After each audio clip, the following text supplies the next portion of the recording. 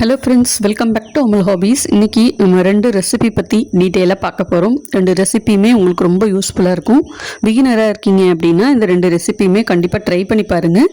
உங்களுக்கு பிடிச்சிருந்ததுன்னா மறக்காமல் வீடியோக்கு ஒரு லைக் பண்ணிவிட்டு அப்படியே நம்ம சேனலையும் சப்ஸ்கிரைப் பண்ணிக்கோங்க. இப்போ என்ன ரெசிபி அப்படிங்கிறத டீட்டெயிலாக பார்க்கலாம். குக்கரில் ஒரு 3லேருந்து 4 டேபிள் ஸ்பூன் எண்ணெய், கொஞ்சமாக நெய் வேணாலும் நீங்கள் சேர்த்துக்கலாம். சூடானதுக்கப்புறம் ஒரு பிரியாணி இலை, 1 ஸ்பூன் ஜீரகம், காரத்துக்கு 2 பச்சை மிளகாய், 1 கப் அளவுக்கு பச்சை பட்டாணி எல்லாத்தையும் நல்லா வதக்கிக்கோங்க.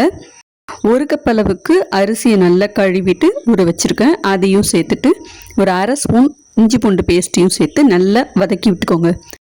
அந்த ஜீரகம் பச்சை பட்டாணி கூட அரிசியை சேர்த்து நல்லா வதக்கி விட்டுக்கோங்க. இது ஒரு நல்ல வாசனையாகவும் இருக்கும், சுவையாகவும் இருக்கும்.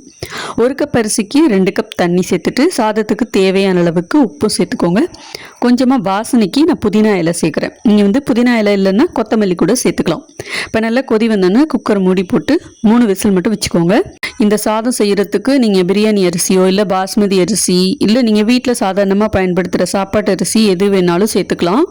இப்போ பாருங்கள், நல்ல ப்ரெஷர்லாம் ரிலீஸ் ஆனதுக்கப்புறம் நான் ஓப்பன் பண்ணுறேன். திறந்த உடனே நல்ல கமகமன்னு ஒரு வாசனை, சாதமும் நல்ல அந்த மாதிரி உதிரி உதிரியாக பொலப்பொலன்னு சூப்பராக இருக்கும். இப்போ இதை அப்படியே எடுத்து நம்ம ஹாட் பாக்ஸில் வச்சிடலாம். இந்த ஜீரா பட்டாணி ரைஸ் பார்த்திங்கன்னா சாப்பிட்றதுக்கு ரொம்ப டேஸ்ட்டாக இருக்கும். இதை நீங்கள் ஒரு லஞ்ச் ரெசிப்பியாக ட்ரை பண்ணி பார்க்கலாம். இல்லை லஞ்ச் பாக்ஸில் கூட குழந்தைங்களுக்கு செஞ்சு கொடுக்கலாம், ரொம்ப நல்லாயிருக்கும். இப்போ இதுக்கு ஆப்டாக ஒரு ராஜ்மா கறி செய்யலாம். அதுக்கு மிக்ஸி ஜாரில் ஒரு தக்காளியை நல்லா அரைச்சி எடுத்து வச்சுக்கலாம். இப்போ அதே குக்கரில் தேவையான அளவுக்கு எண்ணெய் சேர்த்துக்கிறேன். எண்ணெயும் நெய்யும் கலந்து கூட நீங்கள் எடுத்துக்கலாம்.